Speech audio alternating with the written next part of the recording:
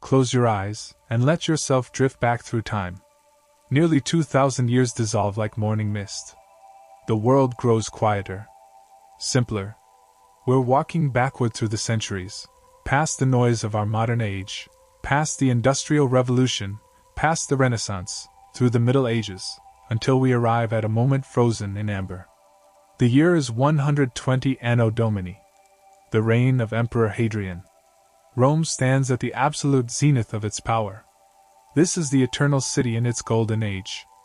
A metropolis of over 1 million souls, the largest city the world has ever known. Tonight we walk its streets together. Slowly. Peacefully. There is no urgency here, only the gentle rhythm of discovery. Take a deep breath. Release the tensions of your day. We have hours ahead of us, and nothing requires your attention except the quiet unfolding of this ancient world. Let us begin. It is perhaps an hour before dawn, and Rome sleeps beneath a blanket of stars more brilliant than any you have seen in your lifetime. Without the glow of electric lights, the heavens reveal themselves fully. The Milky Way stretches across the sky like a river of light, and the constellations shine with startling clarity. The air is cool and carries the scent of smoke from dying hearth fires, mixed with the earthy smell of the Tiber River that winds through the heart of the city. We stand on the Esquiline Hill, one of Rome's 7 hills, at the edge of the city proper. From here, we can see the darker masses of buildings sprawling below us, punctuated here and there by the orange glow of braziers kept burning through the night. In the distance, barely visible in the pre-dawn darkness, rises the Colosseum, the Flavian amphitheater, as it's known in this era. Completed just 40 years ago, it looms like a sleeping giant, a monument to Rome's power and its people's appetite for spectacle. But now it rests. Almost everything rests. The city is never truly silent, however if you listen carefully, you can hear the distant lowing of cattle from the Forum Boarium, the cattle market near the river. A dog barks somewhere in the valley below. The nighttime quiet is different from true silence. It hums with the presence of a million sleeping souls, the breathing of a great organism at rest. We begin walking down the slope, our footsteps echoing softly on the basalt paving stones. These streets are ancient, some laid down centuries ago during the Republic. The stones are worn smooth in places by countless feet, countless journeys. In the darkness, we must watch our step. The streets are not entirely even, and the Romans have not developed public street lighting as a widespread practice. Only the wealthiest neighborhoods might have torches burning outside important homes, and those are few. As we descend, we pass instantly apartment buildings that rise 4, 5, sometimes 6 stories into the darkness above us. These are the homes of Rome's common people, the plebeians and freedmen who make up the vast majority of the population. The buildings lean inward slightly over the narrow streets, making the passages feel close and intimate. The ground floors house shops and taverns, their shutters closed and locked against the night. We can see laundry hanging from some of the upper windows, barely visible in the starlight, tunics and togas left out to catch the morning dew. The construction of these buildings is a mixture of brick, concrete, and timber. Rome has perfected concrete, opus cementitium, and uses it extensively. These buildings can rise to heights that wouldn't be matched in Europe for more than 1,000 years after Rome's fall. But they're also vulnerable to fire and collapse, and the wealthy Romans generally prefer to live in single-family homes, the domus, with their private courtyards and fewer neighbors. As we walk, the air grows slightly warmer. We're descending into the valley where the Forum lies, and the buildings trap the heat. Despite the cool autumn night, the city holds warmth like a living thing. A sound echoes down the street, wooden wheels on stone. We press against the wall of a building as a cart rumbles past, pulled by a tired-looking mule. The driver, barely visible in the darkness, nods as he passes. This is one of the delivery carts that can only enter the city at night. Julius Caesar, more than a century ago, banned wheeled vehicles from Rome's streets during daylight hours to ease congestion. So the night belongs to merchants and delivery men, bringing goods into the city while its people sleep. The cart carries what smells like fresh bread, perhaps heading to the Forum Boreum or one of the markets that will open at dawn. We continue our descent, and now the sky is beginning to change. If you look to the east, you can see the faintest suggestion of light, deep blue rather than pure black. Dawn is coming, and with it, Rome will wake. The streets grow narrower as we approach the Suburra, one of Rome's most densely populated districts. This is a working-class neighborhood, known for its crowded conditions, its taverns, and its less savory elements. But at this hour, even the Suburra is mostly quiet. We catch glimpses of sleeping forms in doorways, the homeless, perhaps, or travelers who couldn't afford a room at an inn. Rome's prosperity doesn't extend to everyone, and these forgotten souls huddle in their threadbare cloaks against the night chill. A cat darts across our path, hunting in the shadows. Romans don't keep cats as pets the way Egyptians do, but the animals are tolerated for their usefulness against rats and mice. This one is gray and sleek, and it disappears into the darkness between buildings without a sound. Now we hear voices ahead, low and conversational. As we round a corner, we see a small group of men gathered around a brazier that burns outside a closed-up shop. They're workers of some kind, probably bakers or construction laborers, warming themselves before beginning their day. They fall silent as we pass, watching with mild curiosity. Strangers walking the streets at this hour might be anyone, wealthy Romans returning from a late night of entertainment, early rising merchants, or trouble. We nod respectfully and continue on, and they return to their conversation in Latin, discussing something about tomorrow's grain distribution. The grain dole, the annona, is one of Rome's most important institutions. The emperor provides free grain to roughly 200,000 male citizens, ensuring that even the poorest Romans have bread. It's both a practical necessity and a political tool, buying the loyalty of the masses. Bread and circuses, as the poet Juvenal wrote, keep the people fed and entertained, and they'll accept almost any government.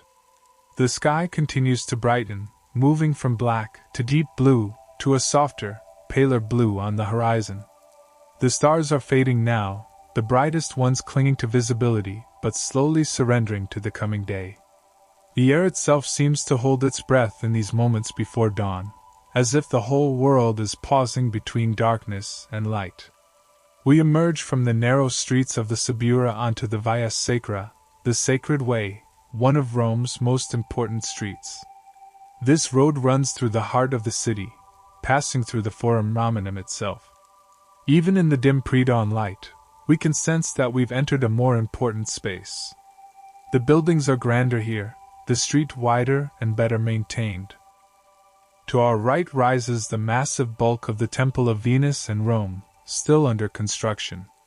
Emperor Hadrian himself designed this temple, and it will be one of the largest in the entire city when completed. Even in its unfinished state, partially hidden by wooden scaffolding, it's impressive, a testament to Roman engineering and to the emperor's architectural ambitions. Hadrian is known for his love of building.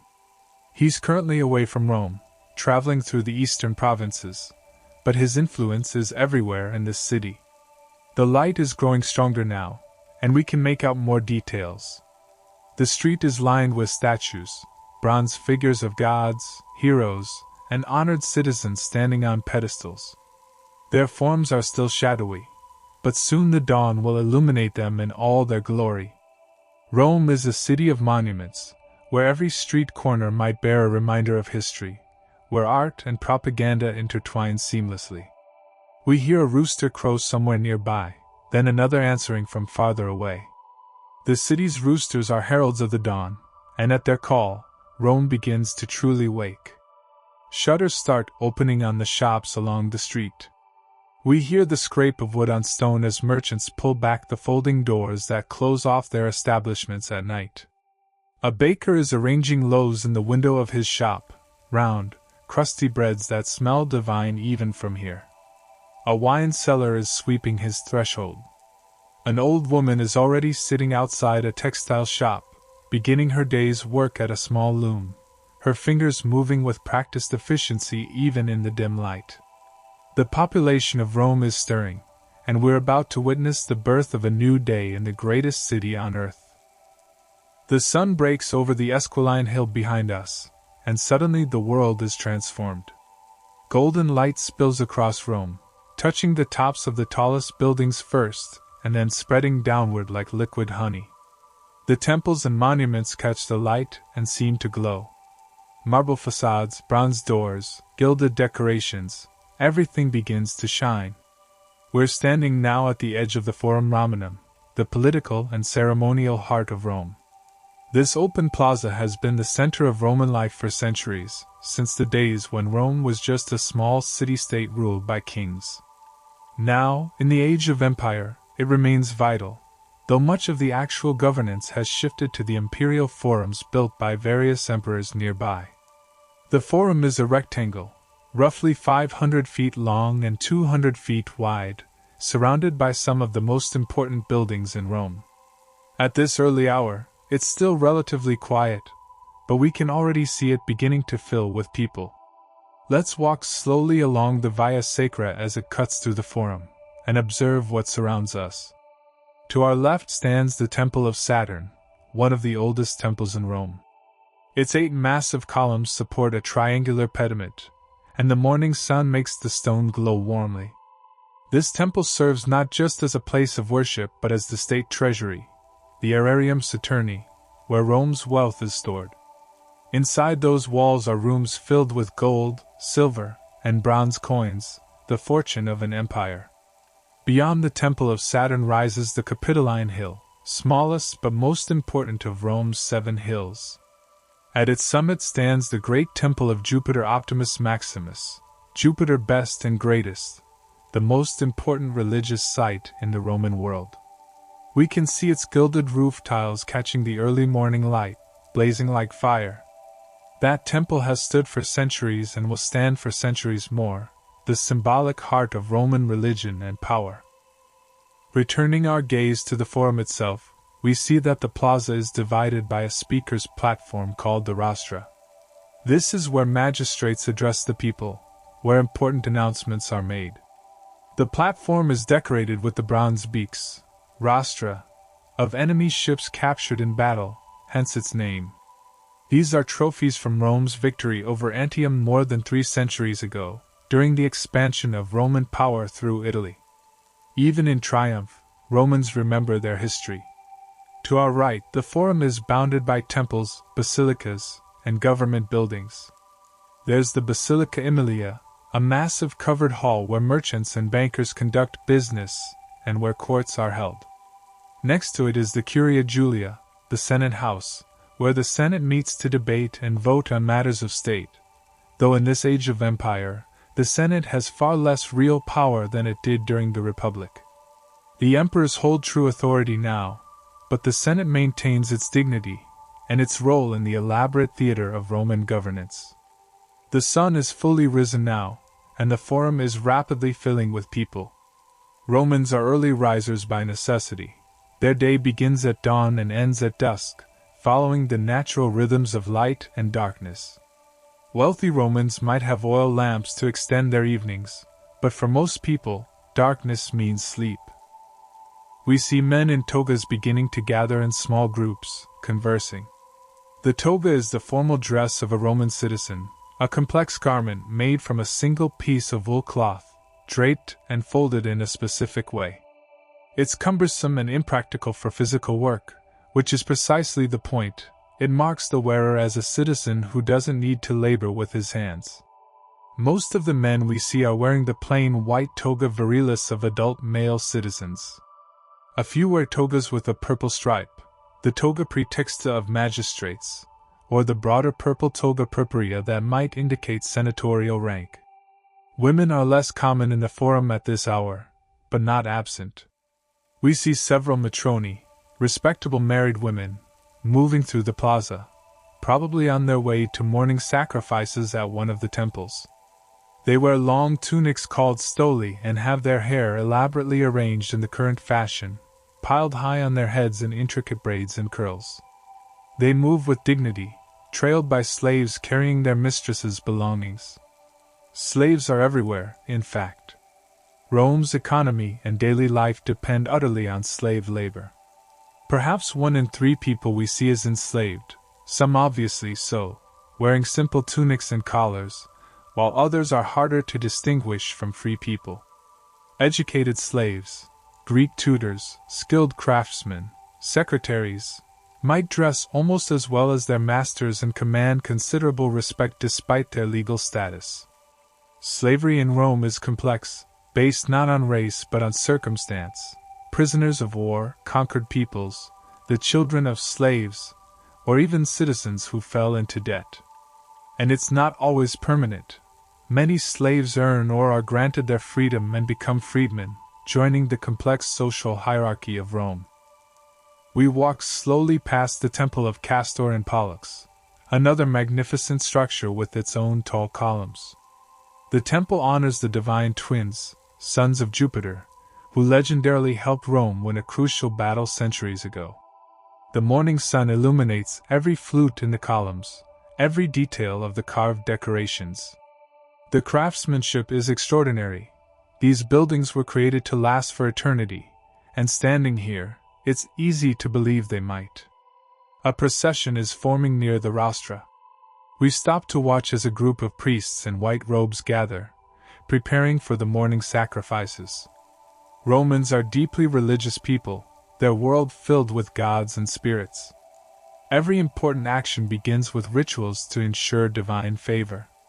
These priests will sacrifice animals, probably sheep or cattle, at various temples throughout the forum, offering the gods their due and reading omens in the entrails of the beasts. The smell of incense begins to drift across the forum as braziers are lit at various temples. It mingles with other scents, bread baking in shops around the plaza, the earthy smell of the crowd, a hint of sewage from the Cloaca Maxima, Rome's great sewer that runs beneath parts of the city. Rome smells like life, concentrated and intense. We continue walking, observing details. A philosopher has taken up a position near the basilica, and a small crowd is gathering to hear him speak. He's probably a Stoic, given the popularity of that philosophy among Romans.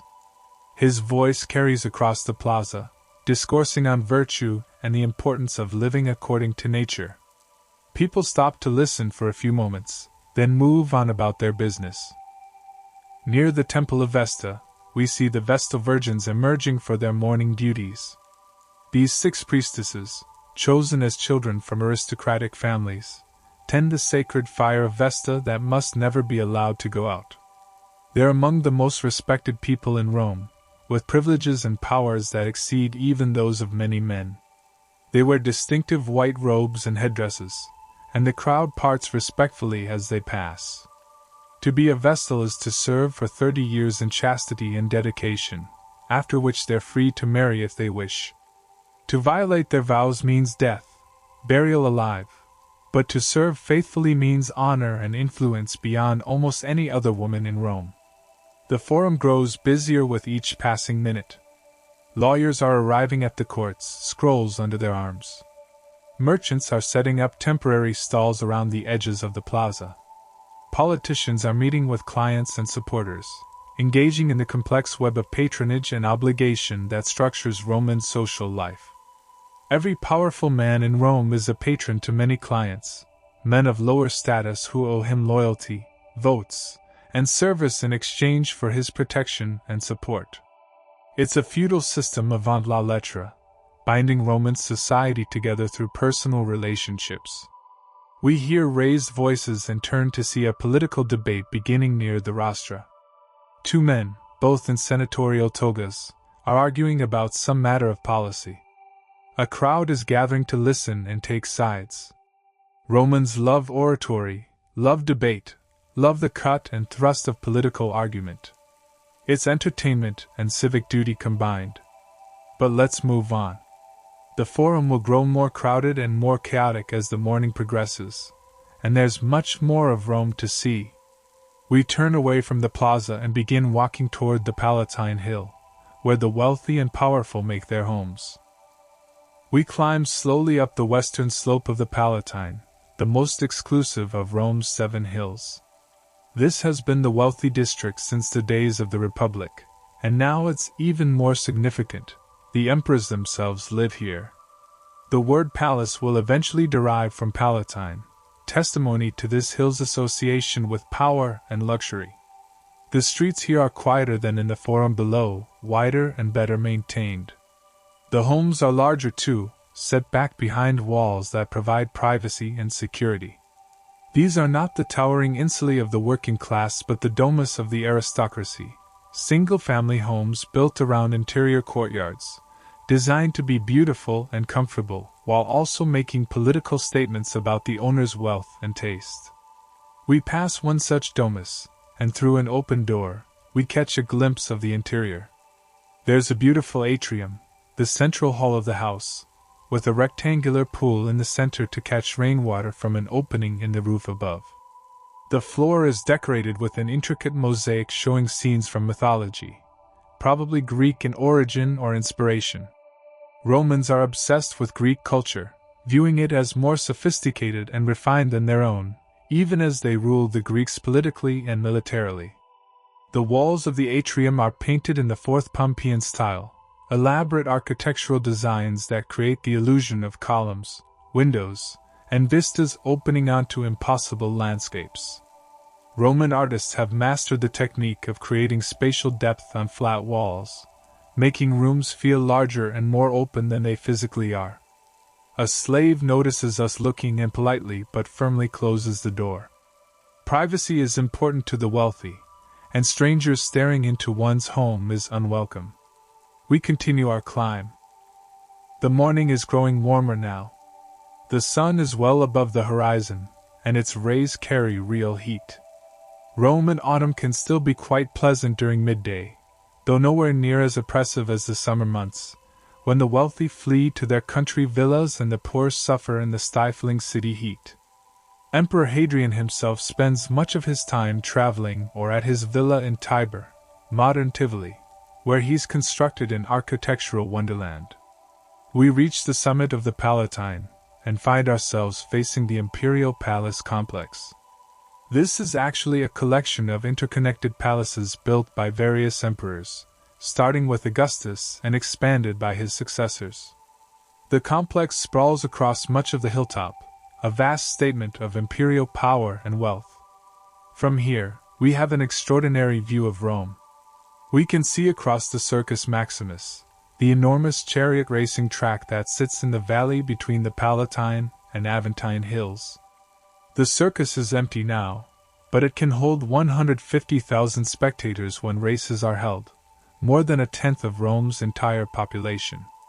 Chariot racing is Rome's most popular sport, even more than gladiatorial combat, and the city is divided into passionate factions supporting different racing teams: the blues, the greens, the reds, and the whites. Riots have broken out over race results. Fortunes are bet and lost. It's more than entertainment, it's a passion that grips the city. Beyond the circus, we can see the Tiber River winding its yellow-brown way through the city. The river is Rome's commercial lifeline, bringing goods from the port of Ostia at its mouth. We can see boats and barges even from this distance, moving slowly up and down the current. On the far bank is Trastevere, a neighborhood populated largely by foreigners and the working poor. Turning our gaze in another direction, we see the Colosseum rising in the distance, its arches and arcades catching the morning light. Next to it, we can make out the golden roof of Nero's old palace, parts of which still stand, though much has been demolished or built over. Nero's excesses are remembered with distaste, but his architectural ambitions left their mark on the city. The view from up here is breathtaking. Rome spreads out in every direction, a sea of terracotta roof tiles punctuated by the marble temples and monuments that rise above the ordinary buildings. Smoke drifts up from thousands of cooking fires and workshops. We can hear the city even from this height, a constant murmur of voices, the rumble of carts, the calls of street vendors, the sounds of construction. Rome is building constantly, always expanding, always renovating, always reaching higher. But we shouldn't linger too long staring. The palace guards are watching us with mild suspicion. Well-dressed travelers are one thing, but loiterers near the imperial residence are another matter entirely. We nod respectfully and begin walking along the southern edge of the Palatine, where the hill overlooks the Circus Maximus more directly. Here, there are gardens, private spaces belonging to various wealthy homes, filled with carefully tended plants. Romans love their gardens, seeing them as places of philosophical contemplation and aesthetic pleasure. We catch glimpses through gates and over walls, neatly trimmed hedges, flowering plants, small fountains, and statues. Some gardens have elaborate topiary cut into shapes of animals or geometric forms. Others feature small temples or shrines to household gods. These are spaces of tranquility amid the chaos of urban life. We pass a group of litter bearers waiting outside a grand home. The litter, a covered seat carried on poles by slaves, is how wealthy Romans travel through the city when they don't want to walk. This particular litter is beautifully decorated, with purple curtains and gilded fittings. Its occupant is clearly someone of high status, perhaps a senator or wealthy merchant. The bearers, 6 strong men in matching tunics, wait patiently, occasionally shifting their weight but otherwise standing at attention. A side street leads us down from the Palatine toward the Circus Maximus. The descent is steep, and the street switches back and forth to make the slope manageable. As we descend, the character of the neighborhood changes. We're leaving the realm of the ultra-wealthy and entering a more mixed district where successful merchants and moderately prosperous families live alongside shops and workshops. The sounds of industry grow louder. We pass a bronze smith's workshop, and the ringing of hammer on metal echoes down the street. Through the open door, we can see the smith and his apprentices working, heating bronze in a furnace and shaping it on an anvil. The heat pouring from the workshop is intense even from the street. Next door is a fuller's establishment, a laundry and textile processing business. The smell is unmistakable and unpleasant. Fullers use urine to clean and process cloth, collecting it in large jars placed on street corners. It's an essential industry, but no one wants to live too close to a fuller's shop. We reach the bottom of the hill and find ourselves at the edge of the Circus Maximus. This enormous structure is even more impressive up close. The racing track itself is perhaps 2,000 feet long and 400 feet wide, surrounded by massive seating areas that rise up in tiers. The spine, the central dividing wall running down the middle of the track, is decorated with statues, fountains, and obelisks, including an authentic Egyptian obelisk brought to Rome as a trophy of conquest. Even though there are no races today, the circus isn't entirely empty. Some people are walking along the track itself, and vendors are setting up stalls around the perimeter, preparing for tomorrow's games. We can see workers tending to the racing surface, making sure it's smooth and properly prepared. The care taken with this facility reflects its importance to Roman life. The races held here are events of enormous social and political significance. We continue our journey, walking now toward one of Rome's most beloved institutions, the public baths. The Romans have perfected the art of bathing, turning it into a social ritual that occupies hours of each day for many citizens. There are hundreds of smaller baths throughout the city, but we're heading to one of the great imperial bath complexes, the Baths of Trajan, opened just 15 years ago on the Appian Hill. The walk takes us through several neighborhoods, and we observe the continuing flow of Roman life. The morning is well advanced now, perhaps 2 or 3 hours after dawn, and the city is at its busiest. The streets are crowded with people going about their business. We pass a school, really just a room opening onto the street, where a grammaticus is teaching a group of boys their letters. The teacher sits on a simple chair, and the students sit on benches or the floor, writing on wax tablets with metal styluses. Education in Rome is private, paid for by parents who can afford it. The boys we see are probably between 7 and 11 years old, learning to read and write Latin and perhaps beginning to study Greek. Their voices rise and fall in unison as they recite lessons, a sound that's been heard in cities for thousands of years and will continue for thousands more. A funeral procession passes us, and we step aside respectfully. Romans take death seriously, and funerals are important public displays. This appears to be a moderately wealthy family. The deceased is being carried on a bier, preceded by musicians playing mournful tunes on horns and flutes. Professional mourners, hired for the occasion, wail and tear at their clothes dramatically. Family members follow behind, dressed in dark clothing. The body will be cremated outside the city walls. Roman law forbids burial within the city proper, for reasons of hygiene and space. We continue walking, and the character of the streets changes again. We're entering a more commercial district now, where shops and workshops dominate. The ground floors of the insulae here are all opened up, their wooden shutters folded back to reveal the businesses within. There's a bakery with its large oven visible from the street, tended by slaves who are covered in flour dust. The bread smells wonderful. Romans eat a lot of bread, it's the staple of their diet, along with grain porridge. Next to the bakery is a wine shop, its amphorae, large clay storage jars, lined up against the wall. Wine is Rome's universal beverage, drunk by everyone from the emperor to slaves, though the quality varies enormously. The wealthy drink fine vintages from special regions, while the poor make do with cheap, vinegary stuff that's more alcohol than pleasure. A vegetable seller has set up a temporary stall, his produce arranged attractively on a cloth: onions, leeks, cabbage, turnips, lentils. A few more expensive items like asparagus and mushrooms occupy places of honor. He calls out to passers-by, advertising his wares and his prices. Haggling is expected, and we watch as a housewife negotiates spiritedly with him, each party enjoying the performance as much as the commerce. There's a butcher's shop, and the sight is less pleasant. Meat is expensive, eaten regularly only by the wealthy, though many ordinary Romans can afford it occasionally. The butcher has various cuts hanging from hooks, pork mostly, which Romans prefer to beef.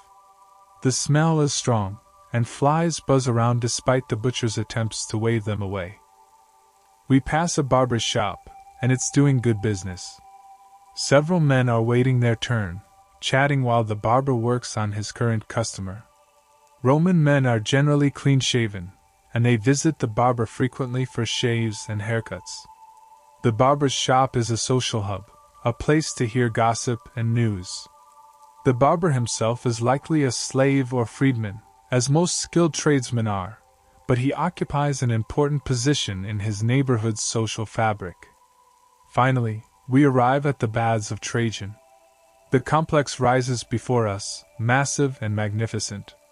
The exterior walls are brick-faced concrete, but they're decorated with marble facing and architectural details that make the building seem lighter and more elegant than its bulk suggests. The entrance is through a grand portico supported by columns. Always columns in Roman architecture, they're obsessed with them, and the doors are bronze, already polished to gleaming brightness by attendant slaves. We enter, and the sound changes immediately. The street noise fades, replaced by the echoing voices of bathers, the splash of water, the slap of massage oils being applied to skin. The smell is of heated water, perfumed oils, and humanity, hundreds of bodies in various states of cleanliness. The Baths of Trajan follow the standard Roman bath complex layout, but on a grander scale than most. We're in the apoditorium first, the changing room, where bathers remove their clothes and store them in niches along the walls. Slaves guard these niches, for theft is always a concern. Men and women bathe at different times or in different sections, and at this hour, we're in the men's bathing time. The bathers represent a cross-section of Roman male society. There are wealthy men attended by personal slaves who will oil and scrape their master's skin. There are middle-class merchants and shopkeepers. There are poorer Romans taking advantage of the low admission price. The baths are heavily subsidized by the emperor, making them affordable to almost everyone. A few quadrants, the smallest denomination of bronze coin, is enough to enter. We move through to the frigidarium, the cold room. This is a large hall with a pool of cold water, and its ceiling soars high above us. The architecture is designed to impress, with massive groin vaults supported on columns. Light streams in through clerestory windows, illuminating the steam that rises from the pool. The water looks clean and inviting. Some bathers are swimming, others are standing chest deep, conversing with friends. The Roman bathing routine typically involves moving from hot to cold, or vice versa, often multiple times. There's no fixed procedure. People do what feels good to them. Let's follow a more complete bath journey and continue to the warm room. We pass through to the tepidarium, the warm room, which is heated by warm air circulating through a hypocaust, a space beneath the floor where hot air from a furnace flows. The floor is warm under our feet, pleasant but not uncomfortably hot. The room is less crowded than the frigidarium, and the atmosphere is more relaxed. Men are sitting on benches, sweating gently, conversing in low voices about business, politics, gladiators, or whatever else interests them. The walls here are beautifully decorated with frescoes showing athletic competitions, mythological scenes, and idealized landscapes. Romans believe that beautiful surroundings elevate the spirit, and they spare no expense in decorating their public buildings. Even these baths, used by commoners and wealthy alike, receive the same attention to aesthetic detail that a private palace might. From the tepidarium, we move to the caldarium, the hot room. The heat here is intense, almost overwhelming. The hypocaust beneath this room is connected directly to the furnace, and the walls themselves are warm to the touch. There's a large pool of hot water, nearly scalding, where a few hardy souls are submerged up to their necks. The air is thick with steam, making it difficult to see clearly across the room.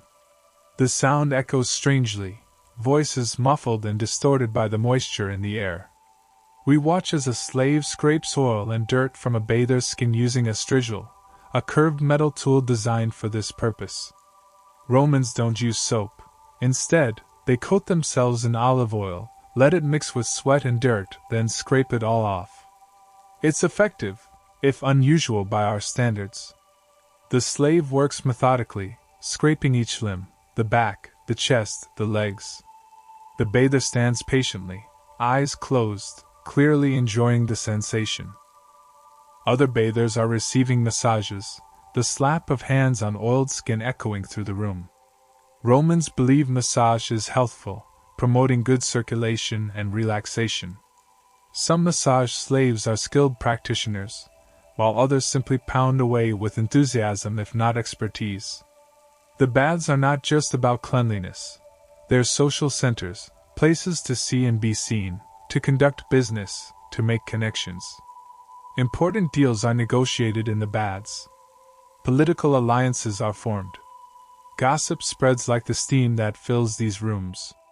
We could spend hours here, moving between rooms, swimming, sweating, conversing. But there's more to see in Rome, and the day is advancing.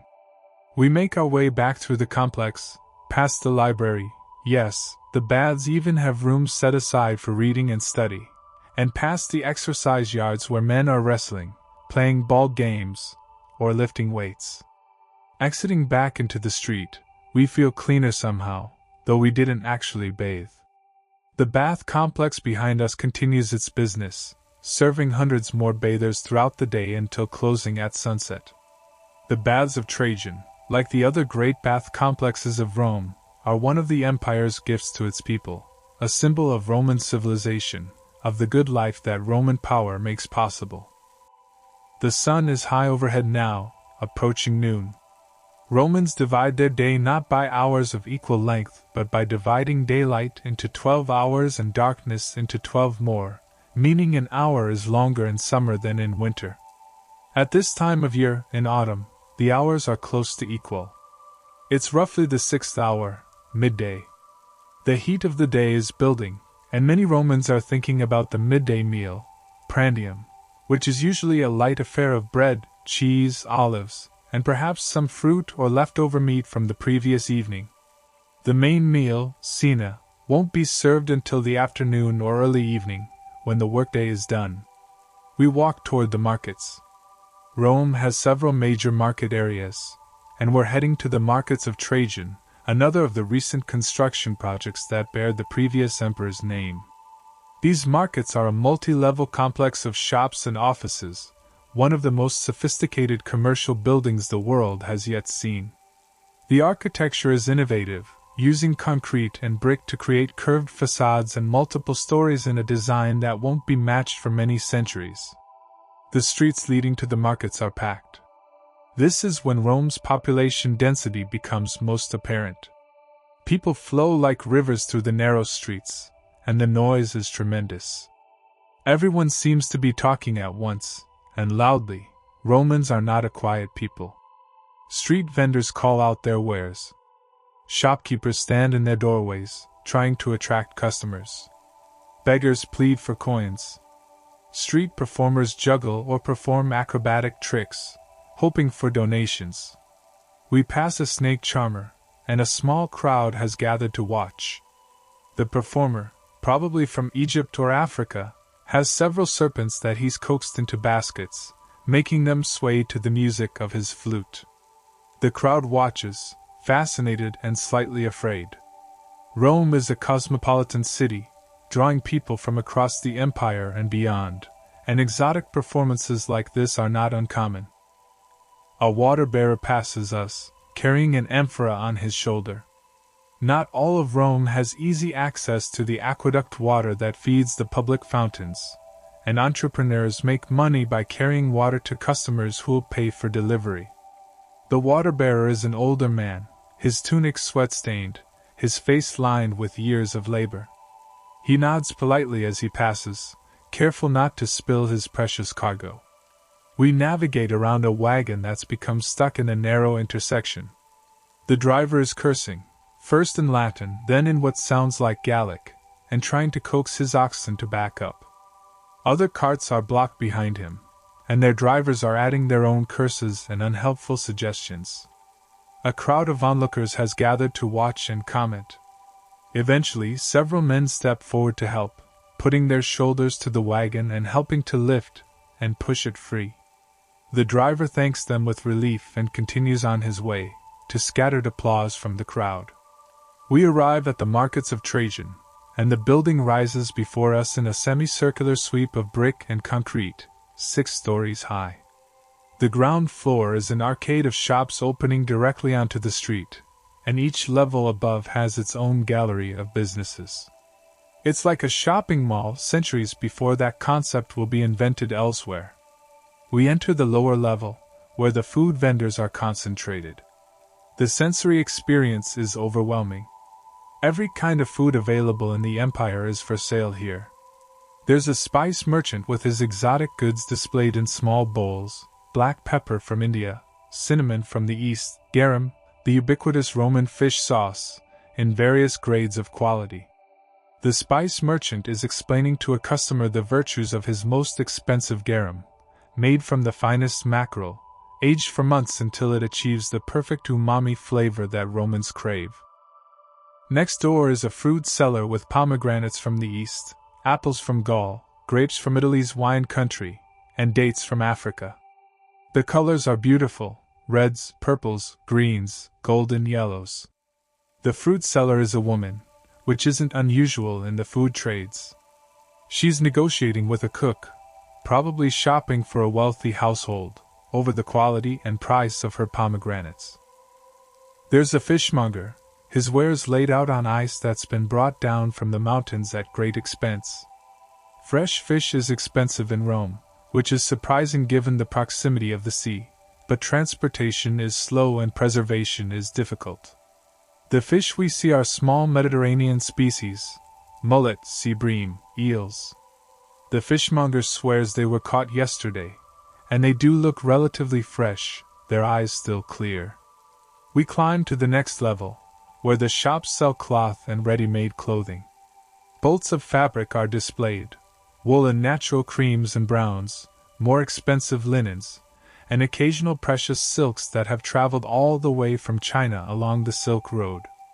One shop sells tunics, the basic garment worn by almost everyone in Rome.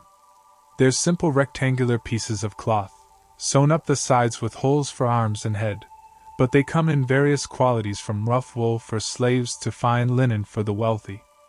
A shoe seller has arranged his wares outside his shop, sandals mostly, which are the standard Roman footwear, made from leather and designed in various styles. There are simple sandals with a few straps for everyday wear, and more elaborate designs with complex lacing that reaches halfway up the calf. Boots exist, but they're mainly military footwear, not commonly worn by civilians. We continue climbing, and the next level houses artisan workshops.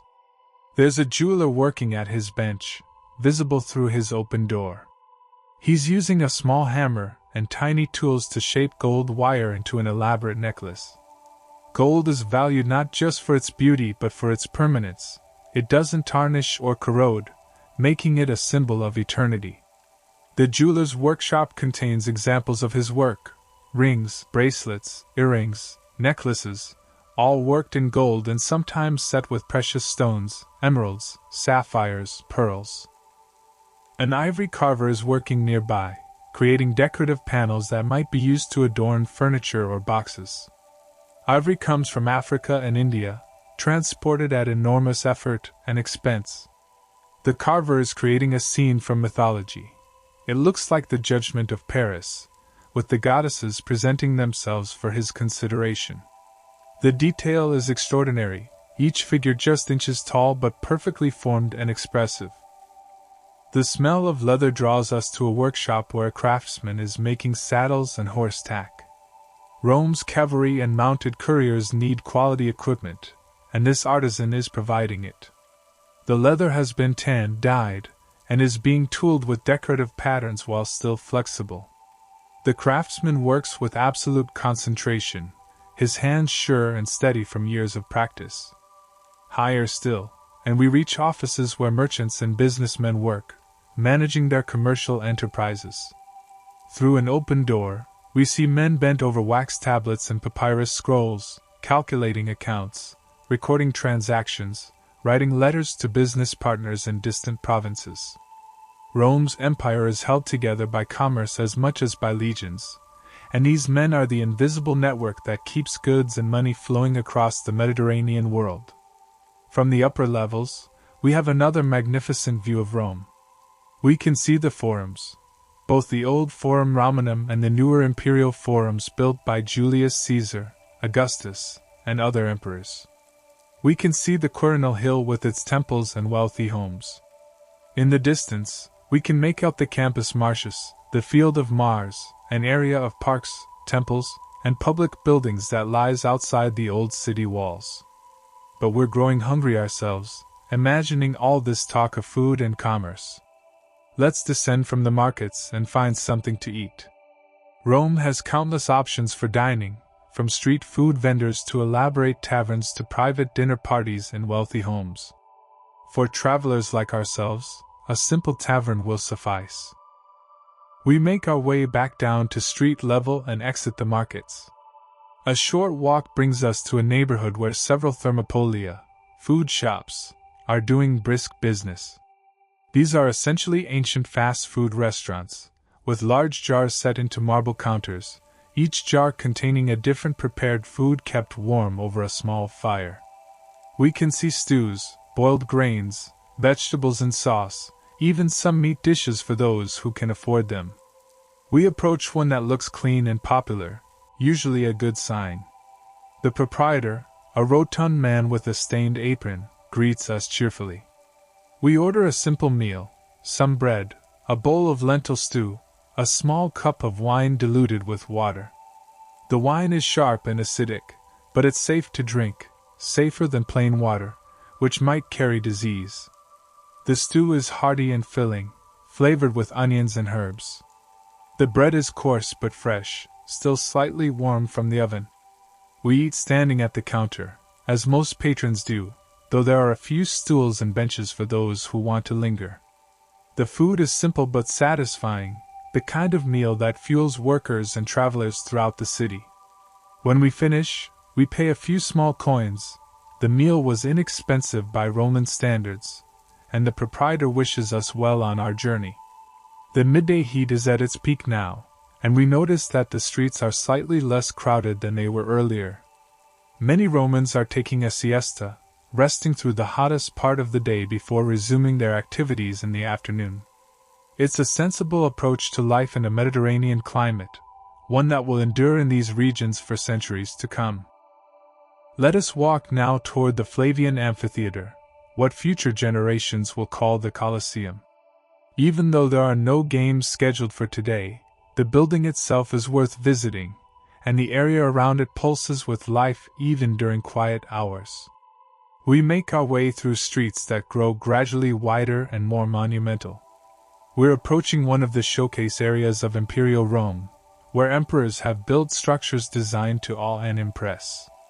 The scale of everything increases, the buildings rise higher, the streets broaden, the crowds thin out slightly because there's simply more space. As we walk, we pass through areas where different social classes intermingle more than they do in strictly residential neighborhoods. A wealthy merchant in a fine toga shares the street with a laborer in a simple tunic.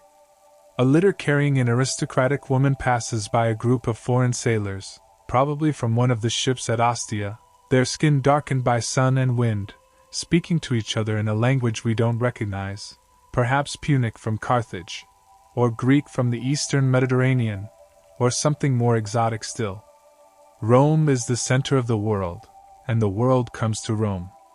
Walking these streets, one might encounter Gauls with their long hair and trousers, considered barbarian fashion by Romans. Africans from beyond the empire's southern borders. Germans with their characteristic height and fair coloring. Syrians, Egyptians, Jews, Persians, merchants, slaves, soldiers, diplomats, curiosity seekers. The empire is vast, stretching from Britannia in the north to Egypt in the south, from Hispania in the west to Mesopotamia in the east, and all of its peoples can be found in Rome. A street preacher has taken up position at a corner, speaking passionately about something. We draw closer and realize he's a follower of the new Jewish sect that venerates someone called Christus. Christians, they call themselves. They're still a small minority in Rome, often viewed with suspicion by authorities and by ordinary Romans alike. Their refusal to participate in traditional Roman religious observances, their exclusive devotion to their one God, marks them as different in a city that generally tolerates all religions as long as they also show respect to the traditional Roman gods and to the genius of the emperor. This preacher is speaking in Greek, the common language of the Eastern Mediterranean and the language in which most Christian scripture is written and transmitted. He's talking about love, charity, the equality of all souls before God. A small crowd has gathered, some listening with interest, others with skepticism. An old woman drops a coin in his bowl, moved by his message. A young man heckles him, calling his beliefs foolish superstition.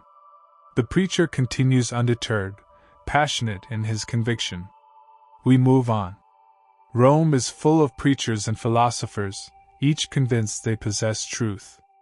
The city is intellectually diverse, religiously pluralistic, philosophically argumentative. It's part of Rome's character, this willingness to debate, to listen to different ideas, even as the empire enforces political unity with military might. And now, suddenly, we round a corner and there it is, the Flavian Amphitheater in all its massive glory. The structure rises 4 stories into the sky, its exterior wall a masterpiece of Roman architecture. Each level features a different style of column, Doric on the ground level, Ionic on the second, Corinthian on the third, a display of architectural knowledge and classical taste. The 4th level is a solid wall decorated with pilasters and rectangular windows. The whole thing is clad in travertine marble, bright and clean in the afternoon sun. The building is elliptical in shape, measuring roughly 620 feet by 510 feet, and it stands about 160 feet tall at its highest point. It can hold somewhere between 50,000 and 80,000 spectators, making it one of the largest amphitheaters ever built. Even empty, as it is now, it radiates power and purpose. We approach one of the many arched entrances. Each arch is numbered, not with modern numerals, which haven't been invented yet, but with Roman numerals carved into the stone. These numbers corresponded to the sections within, allowing tens of thousands of spectators to find their seats without chaos. It's a sophisticated crowd management system, evidence of Roman engineering genius applied not just to aqueducts and roads but to social organization. The entrances are open, and we walk through one of the archways into the interior.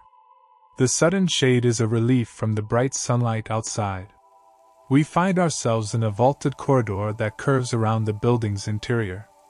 The architecture is impressive even here, in what are essentially service areas. The vaults are perfectly constructed, the brickwork clean and precise. We emerge into the seating area, and even without a crowd, the sight is breathtaking. The tiered seats descend toward the arena floor far below, creating a vast bowl of stone. The seats are made of marble, worn smooth by countless spectators over the past 40 years. Different sections are reserved for different social classes. The best seats near the arena for senators and equestrians, middling seats for ordinary citizens, upper seats for non-citizens and slaves. Even in entertainment, Roman society maintains its strict hierarchies. We carefully descend some stairs and make our way toward the arena level. The arena floor itself is currently covered with sand, imported from the Mediterranean coast. Arena actually means sand in Latin, and it's from these sandy fighting grounds that we get the word. The sand serves a practical purpose. It absorbs blood, providing better footing for fighters and animals. Looking up from arena level, the tiers of seating rising all around us create a sense of enclosure, of being in the center of something vast. During games, this space would be filled with the roar of thousands of voices, the sound amplified and focused by the architecture. Gladiators and condemned criminals have stood where we stand now, facing death while spectators cheered or jeered. The games held here are varied. There are gladiatorial combats, of course, different types of gladiators with different weapons and armor, fighting in pairs or larger groups.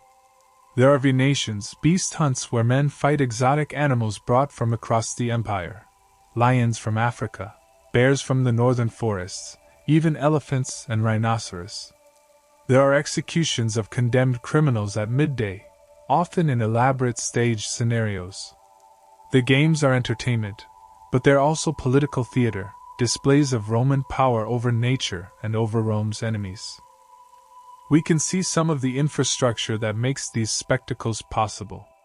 Around the arena floor are openings leading to the hypogeum, the underground area beneath the arena. This is where gladiators, animals, and stage props are kept before being lifted to arena level through trapdoors. It's a complex system of tunnels, ramps, and elevators powered by human and animal muscle. During games, animals might suddenly appear through these trapdoors, emerging as if by magic to the surprise and delight of the crowd.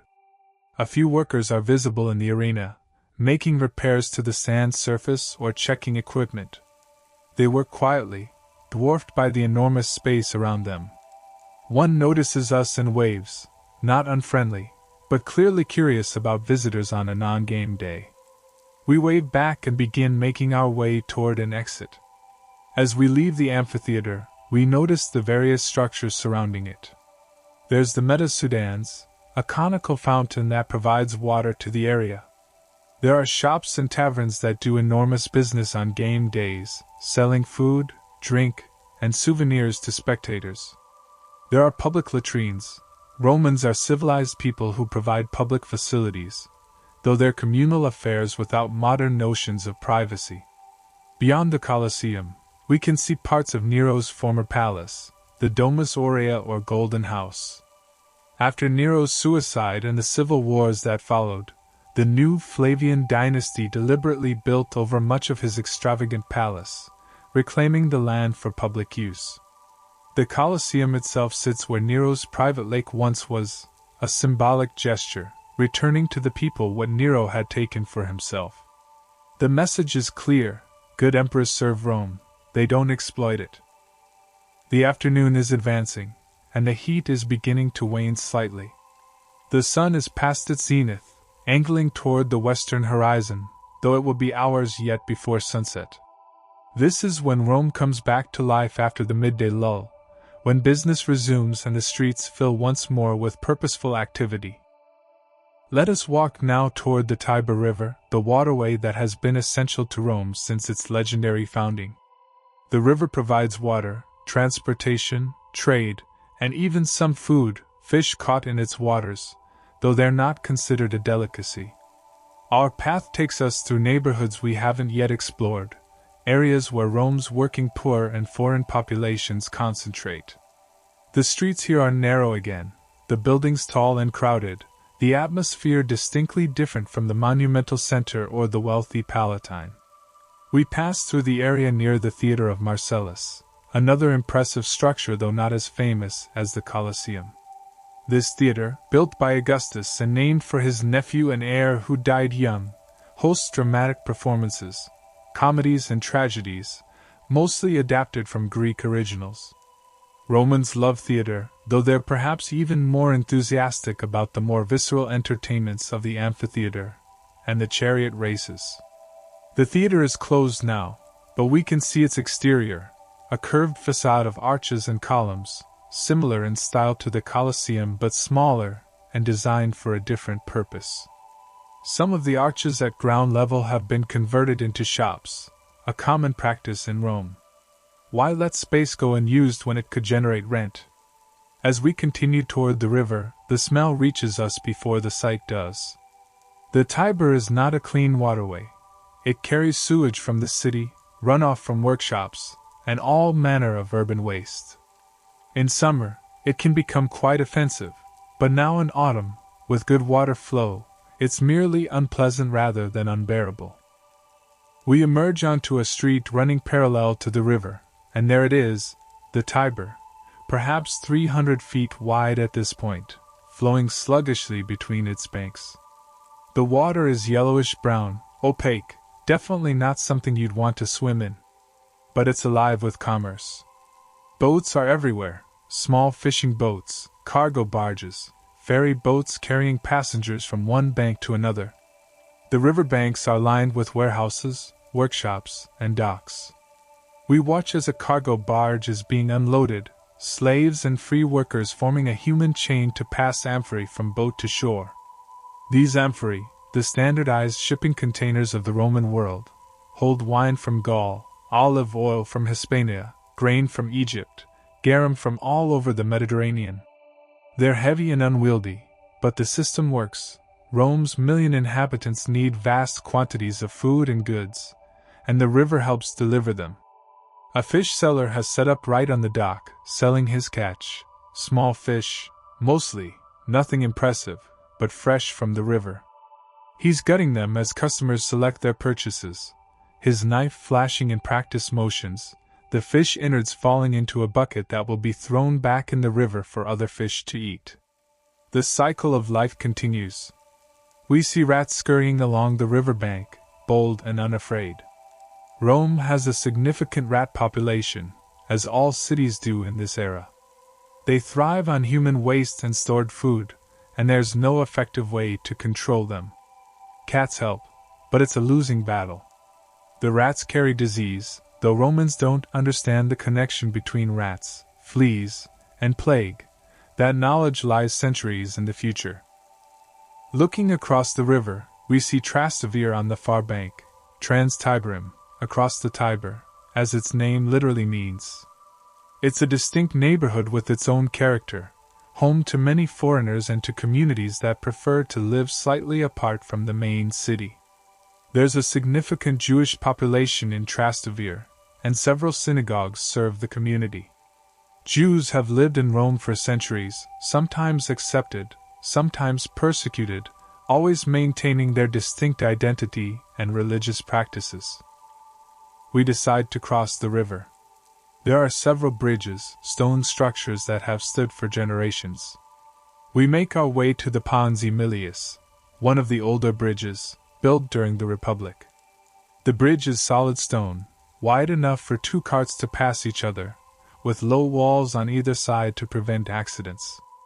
The flow of foot and cart traffic across the bridge is constant.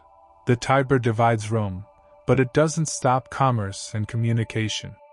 Halfway across, we pause to look upstream and downstream. Upstream, we can see other bridges spanning the river at intervals. Downstream, the river curves out of sight, heading toward the sea at Ostia, Rome's port.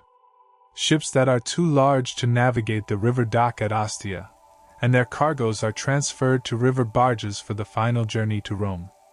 The river itself is dotted with islands. One large island, the Tiber Island, is visible from here. It's connected to both banks by bridges and hosts a temple to Aesculapius, the Greek god of medicine and healing. The sick come to the island to pray for recovery, to sleep in the temple and hope for healing dreams. Medicine in Rome is a mixture of practical knowledge and religious faith, surgery and sacrifice. We complete our crossing and step onto the streets of Trastevere. The character here is immediately different, more diverse, more foreign, louder somehow. Different languages fill the air. We hear Latin, of course, but also Greek, Aramaic, Egyptian dialects, Germanic languages, and tongues we can't even identify. The shops here reflect the international character of the neighborhood. There's a Syrian merchant selling spices and incense, the exotic scents wafting into the street. There's an Egyptian selling amulets and small statues of Egyptian gods. Isis is particularly popular in Rome, her mystery cult attracting many devotees.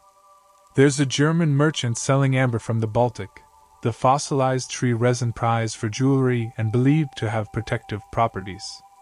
We pass a synagogue, a simple building that's nonetheless impressive for the tight-knit community that built and maintains it.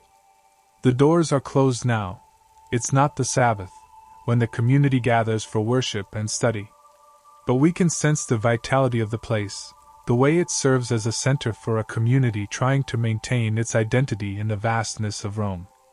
A group of children plays in the street, their game involving a ball and a lot of running and shouting.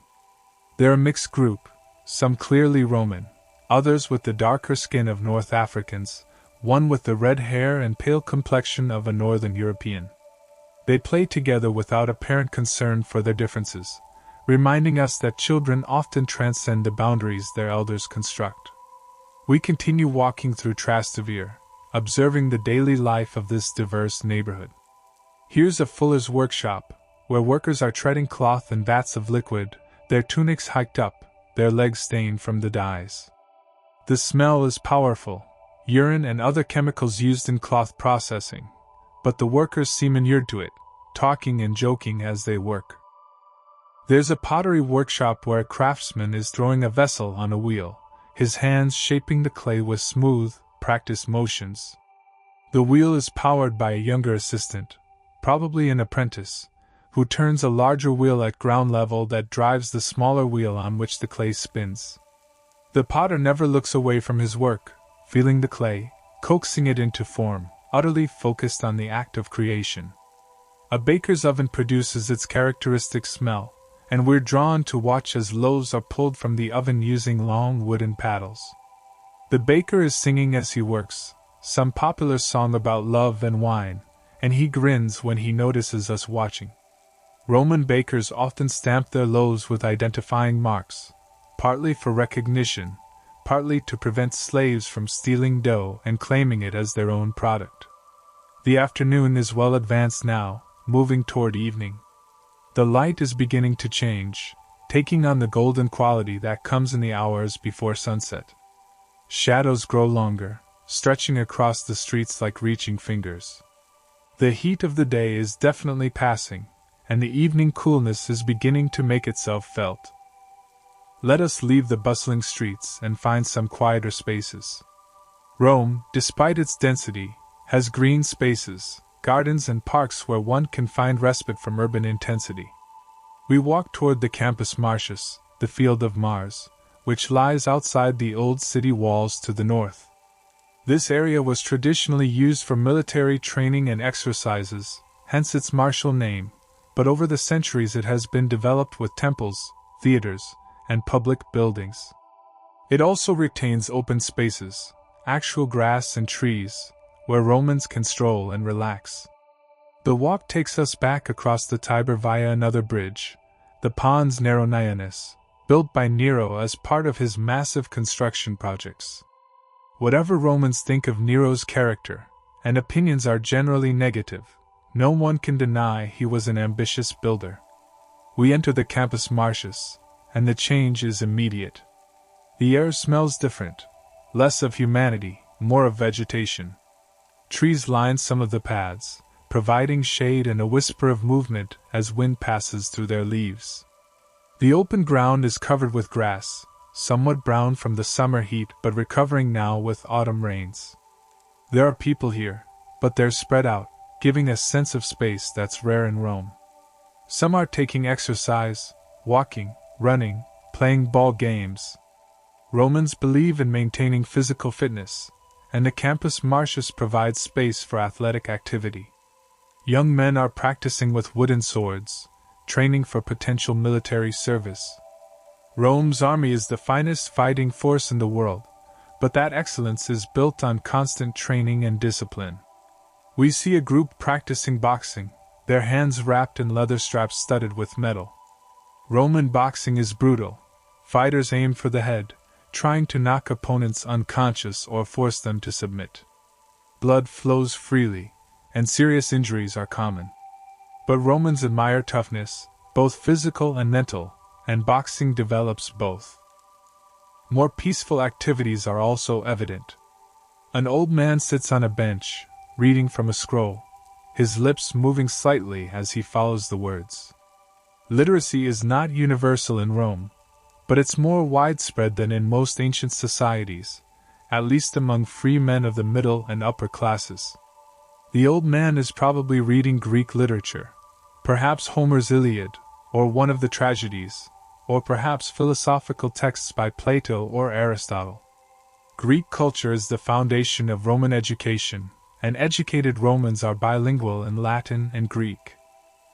A family is having a picnic under a tree, parents, children, and several slaves attending them. The children run and play while the adults recline on cushions, eating bread, cheese, and fruit, and drinking wine from elegant glass cups. It's a scene of leisure that only the wealthy can afford, but the Campus Martius makes it available to them within the city itself. We walk on, passing the Pantheon, one of Rome's most remarkable buildings.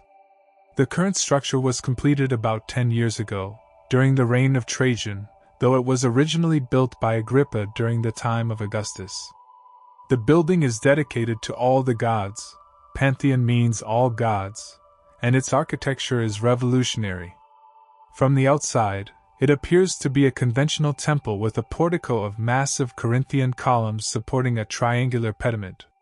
But behind this facade is something extraordinary, a rotunda, a perfectly circular room topped with a coffered concrete dome that's one of the largest unsupported domes ever constructed. The dome has an oculus, an open circle at its apex, through which sunlight and rain enter. We enter the Pantheon, and the interior takes our breath away.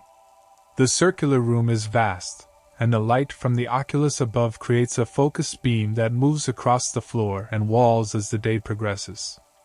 Right now, in the late afternoon, the beam is angled, catching the texture of the coffered ceiling and creating a pattern of light and shadow that seems almost alive.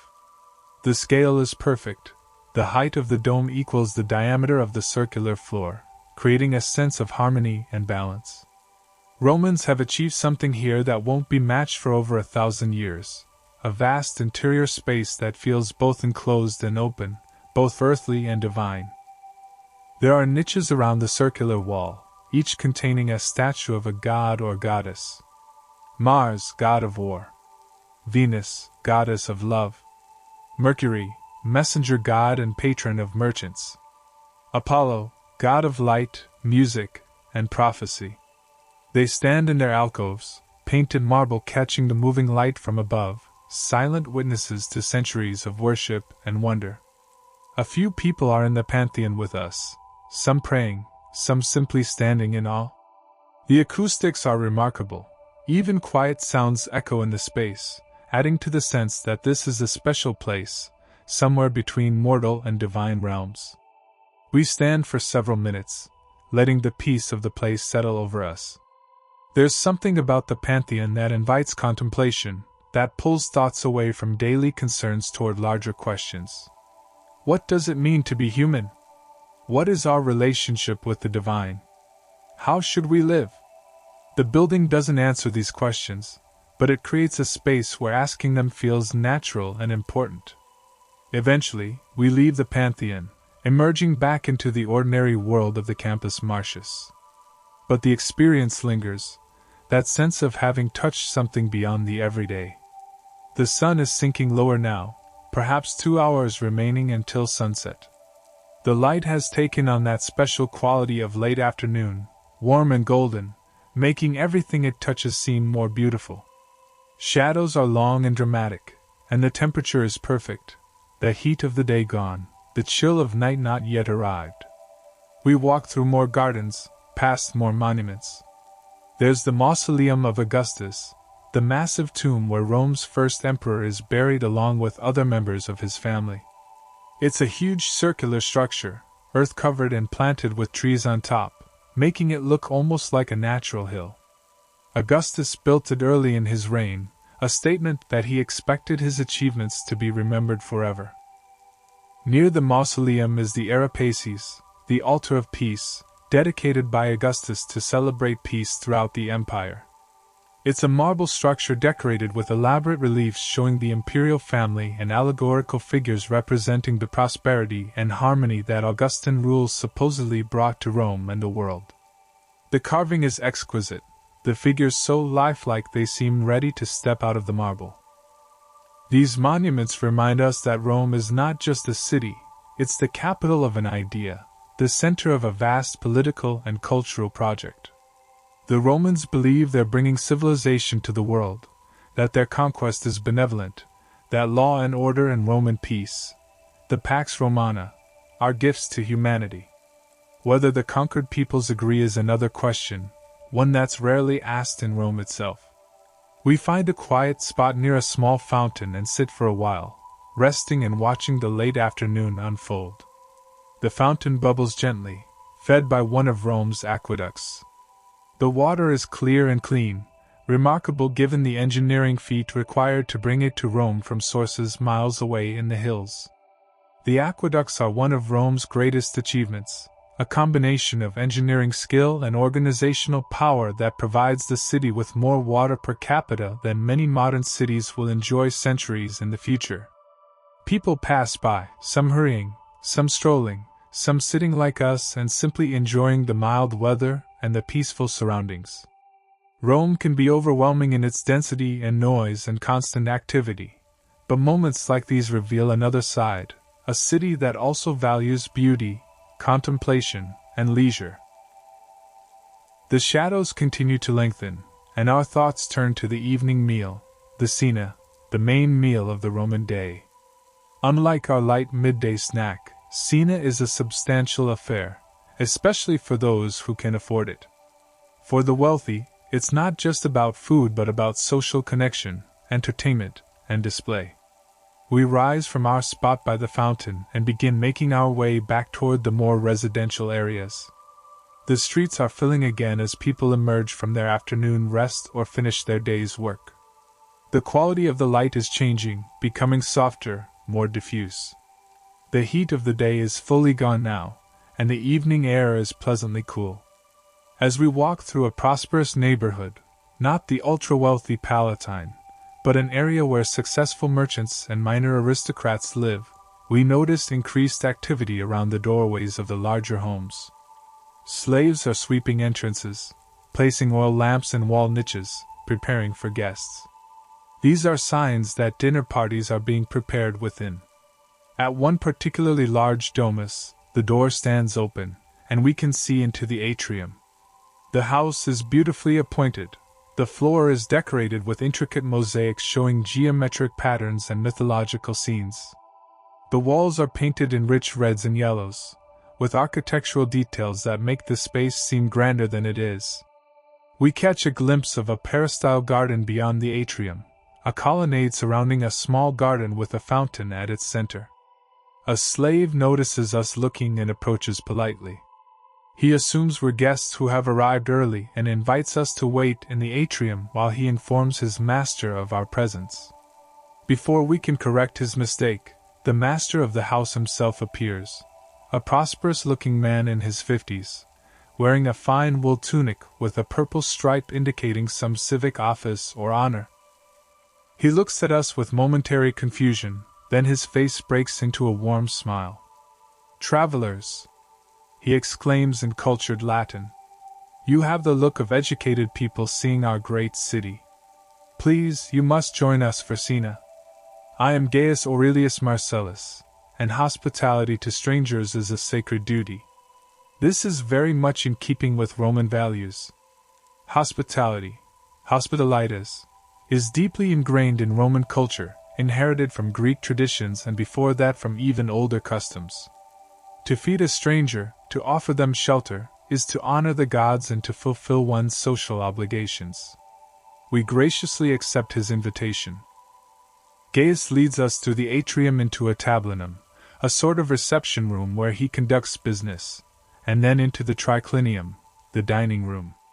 This room is arranged with 3 large couches forming a U-shape around the central area where food will be served. The couches are cushioned and draped with fine fabrics. This is how wealthy Romans dine, reclining on their left side, propped on cushions, leaving the right hand free for eating. Other guests are beginning to arrive. There's Marcus, a fellow merchant who trades in wine from Gaul. There's Lucius, a lawyer who has made a good living representing clients in property disputes. There's Quintus, a retired military officer who served in Germania and now lives on his pension and investments. Each arrives with their own slaves and attendants. Women are present too, though fewer in number. Gaius's wife, Claudia, is an elegant woman who clearly manages the household with competence. There are 2 other married women, wives of the other guests, who recline on the couches with their husbands.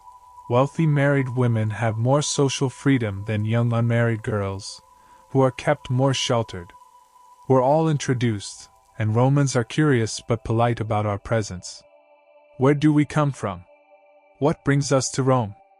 We offer vague answers that seem to satisfy.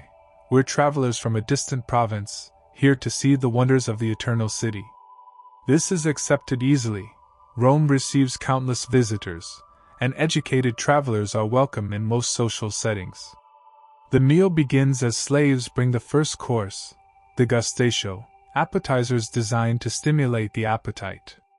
There are eggs prepared in various ways, olives, vegetables and vinegar, small pieces of fish, and bread. Wine is served, mixed with water as is proper. To drink undiluted wine is considered barbaric, a sign of excess and poor self-control. The conversation flows as easily as the wine. Marcus is discussing the latest wine harvest in Gaul, explaining that the previous winter was mild and the summer had just enough rain, producing what he expects to be an excellent vintage. Lucius talks about a fascinating case involving disputed inheritance. Apparently 2 brothers are both claiming to be their father's legitimate heir, and the case turns on the question of whether their father's will was properly witnessed. Quintus, the old soldier, is describing his campaigns in Germania. "The forests there," he says, gesturing with a piece of bread, "are unlike anything in the civilized world. Dark, dense, stretching for days in every direction. And the Germans themselves, tall, fierce, completely undisciplined but dangerous in their own way. We lost 3 legions there once, under Varus. 3 entire legions, destroyed in those cursed forests." He's referring to the Battle of the Teutoburg Forest, which occurred over a century ago but still haunts Roman military memory.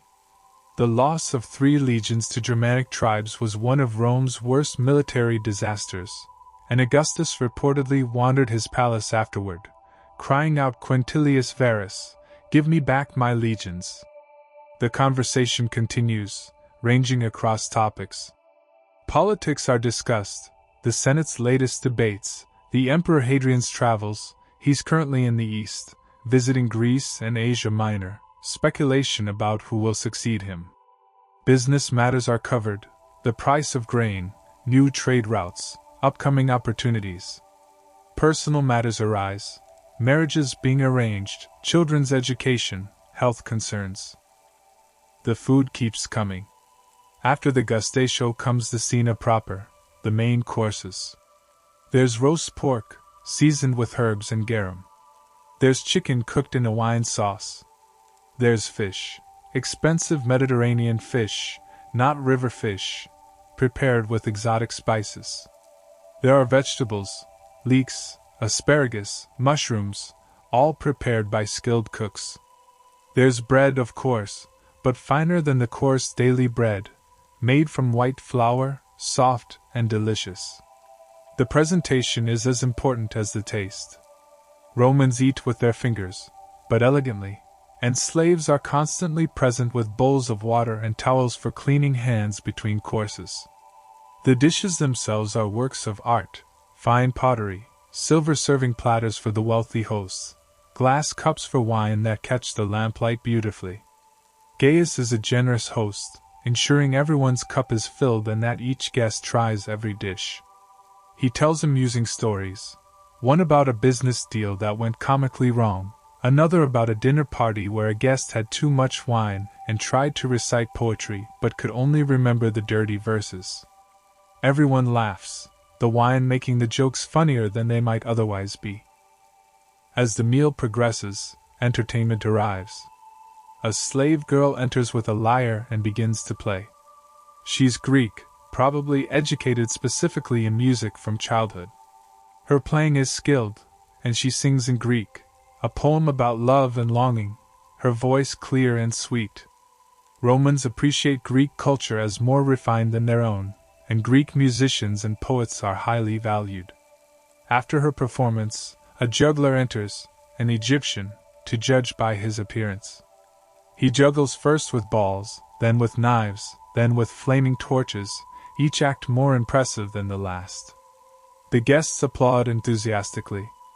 Entertainment at dinner parties can range from simple music to elaborate theatrical performances, depending on the wealth and taste of the host. The conversation becomes more philosophical as the evening progresses and the wine flows. Lucius the lawyer begins discoursing on Stoic philosophy, the importance of virtue, the need to accept what cannot be changed, the distinction between things within our control and things beyond it. We suffer more in imagination than in reality, he quotes, probably from Seneca, a Stoic philosopher who died about 50 years ago, but whose writings remain influential. Marcus argues for a more Epicurean approach, that pleasure and the absence of pain are the highest goods, that we should live simply and enjoy friendship and modest pleasures. This leads to a friendly debate about the nature of the good life, with each man offering his perspective. The women contribute too. Claudia speaks thoughtfully about the importance of family and duty, the satisfaction that comes from managing a household well and raising children who will honor their ancestors. Another woman talks about the pleasure she finds in poetry and music, arguing that beauty feeds the soul as much as bread feeds the body. Finally comes the dessert course, the secundi mensae, second tables. There are fruits, apples, pears, grapes, dates, and figs. There are nuts, almonds, walnuts, and hazelnuts. There are sweet pastries drizzled with honey. These are served with sweet wine, and the meal begins to wind down. It's fully dark outside now. Through the open doorway leading to the peristyle, we can see the garden illuminated by oil lamps, creating a magical atmosphere of light and shadow. The fountain continues its gentle burble, adding to the peaceful ambience. Some guests begin to take their leave. There are elaborate farewells, promises to meet again soon, invitations extended and accepted. The retired officer departs with his wife, swaying slightly from the wine but dignified in his farewell. The lawyer leaves, thanking Gaius profusely for the excellent meal and stimulating conversation. We too prepare to depart, thanking our host for his unexpected and generous hospitality. Gaius clasps our hand warmly. "You have honored my house with your presence," he says. "If you remain in Rome, you must visit us again." The door of Gaius Aurelius Marcellus is always open to educated and honorable travelers. We step out into the night, our stomachs full, our minds stimulated by good conversation, feeling we've experienced something essential about Roman life, not just the public monuments and forums, but the private world of home and hospitality, friendship and philosophy, the daily life that makes a civilization. The streets of Rome at night are a different world. Most people are home now, behind closed doors, their day finished. The shops are shuttered, the markets empty. But the city is not entirely asleep. Oil lamps burn in windows here and there, marking homes where people are still awake, perhaps finishing business, or reading, or engaged in their own evening conversations. The wealthier the neighborhood, the more lights we see. Oil is expensive, and abundant lighting is a luxury. The streets themselves are dark, with only occasional torches burning outside important buildings or the homes of the very wealthy. We must walk carefully, feeling our way in the dim starlight, watching for obstacles. The paving stones are uneven, and it would be easy to trip or stumble into one of the open sewers that run along some streets. We're not alone in the darkness. We hear footsteps echoing from other streets, though we rarely see their owners. Some are delivery workers, taking advantage of the nighttime traffic laws to bring goods into the city.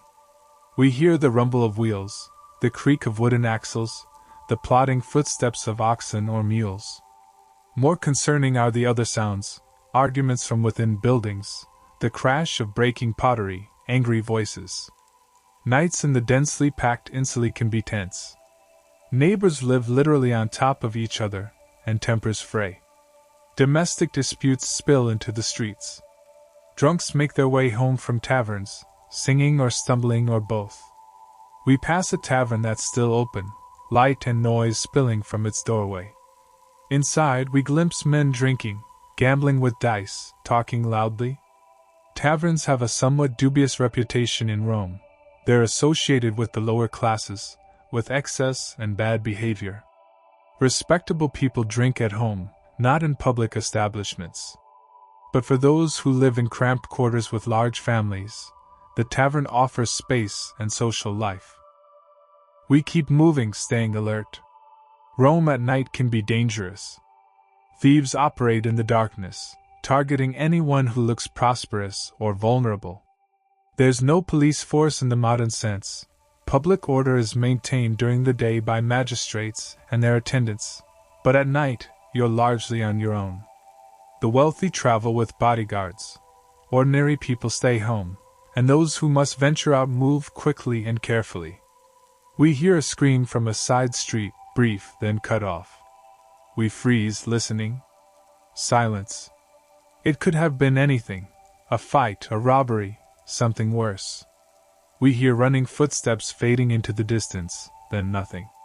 This is the reality of ancient urban life. Violence is common, life is cheap, and the night hides many sins. We continue walking, making our way toward the Forum. Even at night, the heart of Rome has some activity. We can see torches burning at various temples, where priests maintain the eternal flames and nighttime vigils. The Vestal Virgins are always watching their fire, taking shifts throughout the night to ensure it never goes out. As we enter the Forum, the monuments loom in the darkness, darker shadows against a dark sky. But starlight and the half-moon provide some illumination, and we can make out the shapes of temples and buildings. The Forum at night feels ancient and holy, a place where centuries of history press close. We're not alone here. There are others, a few priests moving between temples, people who have come to pray or make offerings at shrines. A group of men talking in low voices near the rostra might be politicians or conspirators. In Rome, the line between the two is often unclear. We climb the steps of the Temple of Saturn and sit, looking out over the Forum. From here, we can see the whole plaza spread below us, can see across to the Palatine Hill where the emperors sleep, can see the distant shape of the Colosseum rising against the stars. Rome is quieter now, but you can still feel its presence, the breathing of a million souls, the weight of empire, the accumulated power of centuries. This city has grown from a small settlement of shepherds and farmers into the capital of the world. Its armies have conquered from Britannia to Mesopotamia. Its language, laws, and culture have spread across 3 continents. Its roads connect distant provinces, its ships sail every sea, its influence touches lives from the Atlantic to the Euphrates. Sitting here in the darkness, we ponder what we've seen today. We've walked through markets and baths, through wealthy neighborhoods and working-class districts. We've seen monuments that declare Rome's glory and narrow streets that reveal its poverty. We've witnessed the diversity of empire, people from dozens of cultures sharing these streets, some by choice, many by force. We've experienced Roman hospitality and Roman engineering, Roman religion and Roman commerce. Rome is a paradox, beautiful and brutal, sophisticated and savage, generous and exploitative. It brings law and order to the provinces while extracting wealth and resources. It speaks of civilization while entertaining itself with blood sports. It creates magnificent architecture while most of its population lives in cramped, uncomfortable conditions. It promises citizenship and dignity while keeping hundreds of thousands in slavery. And yet, for all its contradictions, Rome is magnificent. The energy and ambition of this city, its unwavering confidence in its own destiny, its achievements in engineering and law and administration, these are real and impressive. The Romans have created something unprecedented in human history, a stable, organized empire spanning the Mediterranean world, bringing a kind of peace and prosperity that, however imperfect, is better than the constant warfare that preceded it. The stars wheel slowly overhead, the same stars that shone on Romulus when he supposedly founded this city 8.5 centuries ago, the same stars that will shine on Rome's distant future, long after the empire has fallen and the city has changed beyond recognition. But tonight, in the year 120, Rome is eternal. Rome is the world. The night deepens, and the city grows quieter still. Even the sounds of delivery carts have mostly faded. This is the deepest part of the night, the hours when sleep holds most firmly, when even Rome's restless energy is damped down to a low murmur. We descend from the Temple of Saturn and walk slowly through the Forum one last time. Our footsteps echo on the paving stones, the sound bouncing off the walls of temples and basilicas. In the darkness, these buildings seem timeless, as if they've always been here and always will be. We think about the people we've seen today, the merchants and soldiers, the slaves and senators, the bakers and bathhouse attendants. Each has their own story, their own hopes and fears, their own place in the vast machinery of empire. The aristocrat reclining at his dinner party and the slaves serving him both call Rome home, though their experiences of that home are vastly different. We think about the emperor, Hadrian, far away in Greece or Asia Minor, touring his domains. He's a complex figure, a capable administrator, a passionate builder, a lover of Greek culture, a man who can be both merciful and cruel. His relationship with his male favorite, Antinous, is well known and generally accepted in a society that has very different attitudes towards sexuality than many later cultures will have. Hadrian will return to Rome eventually, will continue building, will strengthen the empire's borders, will leave his mark on history. But tonight, he's just another absence in a city full of presences. Rome doesn't need the emperor to be Rome. The city has its own life, its own rhythm, its own eternal character that transcends any individual ruler. We walk toward the Colosseum one more time, drawn to this magnificent monument. In the darkness, It's almost invisible, but we can sense its mass, its presence. Tomorrow, or the next day, or the day after, the arena will fill with spectators, and blood will be spilled on the sand for their entertainment. Men will die there, gladiators, criminals, sometimes even volunteers seeking glory or prize money. Animals will be slaughtered in elaborate hunts.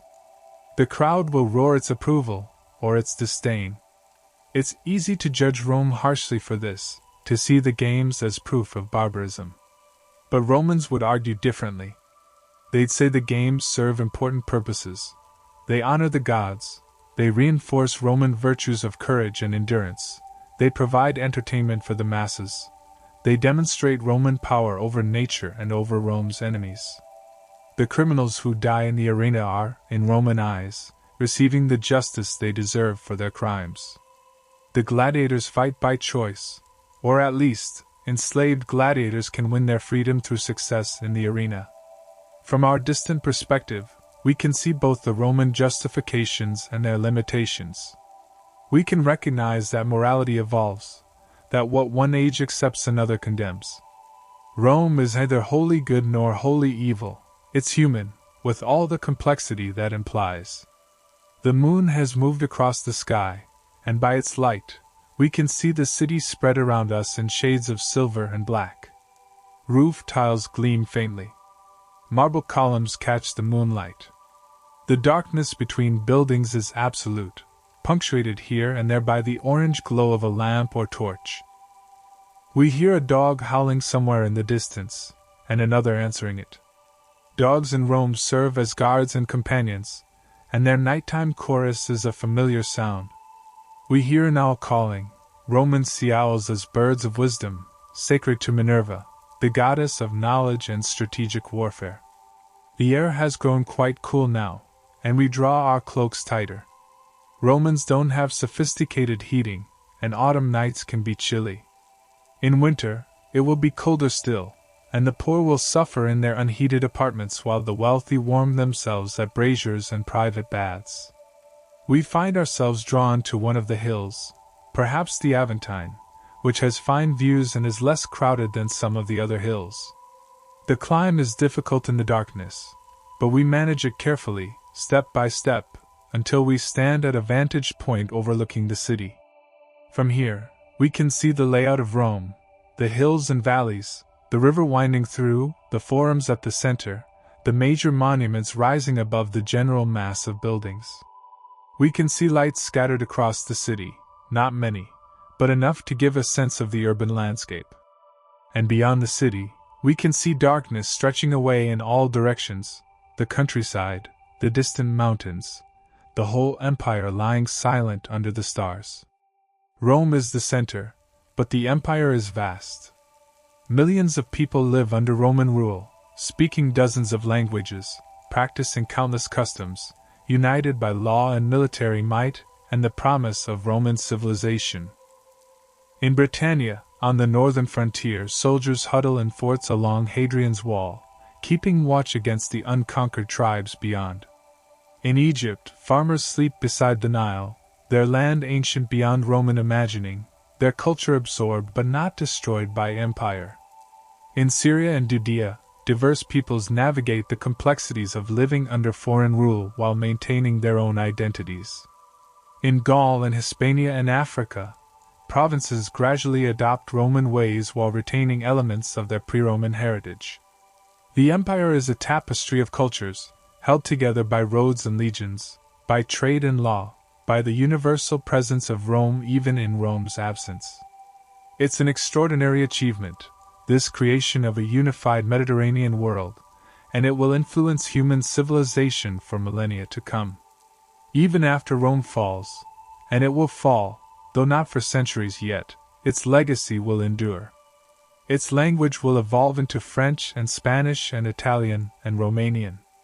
Its laws will form the basis of legal systems across Europe and beyond. Its architecture will be copied and adapted for 2,000 years. Its literature will be read and studied and cherished. Its history will fascinate generations of scholars and students and curious minds. But tonight, Rome doesn't know it will fall. Tonight, Rome is eternal, invincible, the center of the world and confident in its permanence. The Romans sleep soundly in their beds, secure in the protection of their armies and their gods, trusting that tomorrow will be much like today, that Rome will endure as it always has.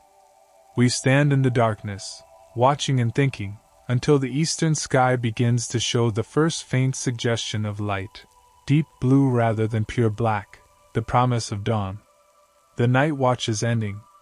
Soon, roosters will crow, and Rome will wake once more. Our journey through Rome is ending too. We've walked its streets for a full day and night, from pre-dawn darkness through the busy morning, the hot midday, the active afternoon, the social evening, and into the quiet depths of night. We've seen its grandeur and its squalor, its public face and its private spaces, its moments of beauty and its harsh realities. If you've walked this journey with us, we hope you've felt something of what it means to be in Rome in its golden age, to experience this city when it truly was the center of the world, when its power and confidence and creative energy were at their height. We hope you've been able to imagine the sounds and smells, the sights and sensations, the feeling of being surrounded by so much history and so much life. Rome in 120 AD is a city of contradictions and complexities, of achievements and injustices, of beauty and brutality. It's thoroughly human in its mixture of nobility and cruelty, wisdom and folly, generosity and greed. And perhaps that's why it continues to fascinate us, because in Rome, we see ourselves, magnified and made monumental, all our best and worst impulses writ large in marble and blood.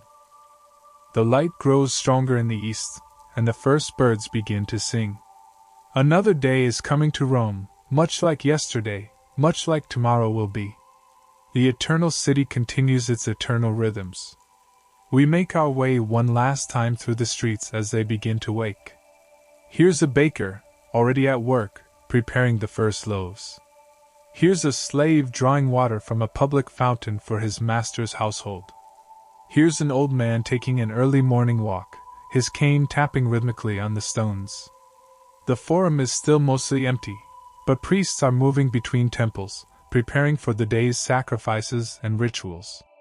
The sacred fire of Vesta still burns, as it has burned for centuries, as it will burn for centuries more. The temple stands silent and dignified in the growing light, waiting for worshippers to come and offer their prayers and devotions. We return to where we began, on the Esquiline Hill, watching as the sun breaks over the horizon. Golden light floods across Rome once more, touching the tops of buildings, illuminating columns and arches, making marble glow and bronze gleam. The city comes alive with color and detail as the sun climbs higher. From this vantage point, we can see the whole magnificent sweep of Rome, the forums with their temples and monuments, the Palatine with its palaces, the Colosseum waiting for its next games, the Circus Maximus empty and enormous, the Tiber winding through it all, the distant hills marking the edges of the urban sprawl. We think about all the days that have dawned over Rome, thousands of days in the past, thousands more to come. Each one brings the same sun to the same streets, but each one is unique, filled with individual dramas and decisions, triumphs and tragedies. The great events of history, the conquests and the political struggles, the building programs and the reforms, are made up of countless individual moments, countless individual choices.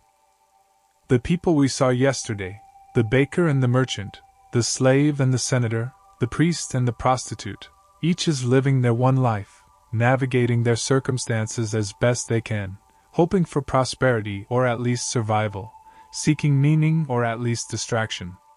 They are Romans, but they're also simply human, facing the universal questions and challenges that humans have always faced. And we, standing here at the end of our journey, looking out over this ancient city, are connected to them across the gulf of centuries. We share their humanity, their capacity for creation and destruction, their search for meaning, their desire to leave something lasting behind. We're different in countless ways: our technologies, our beliefs, our social structures, our daily lives.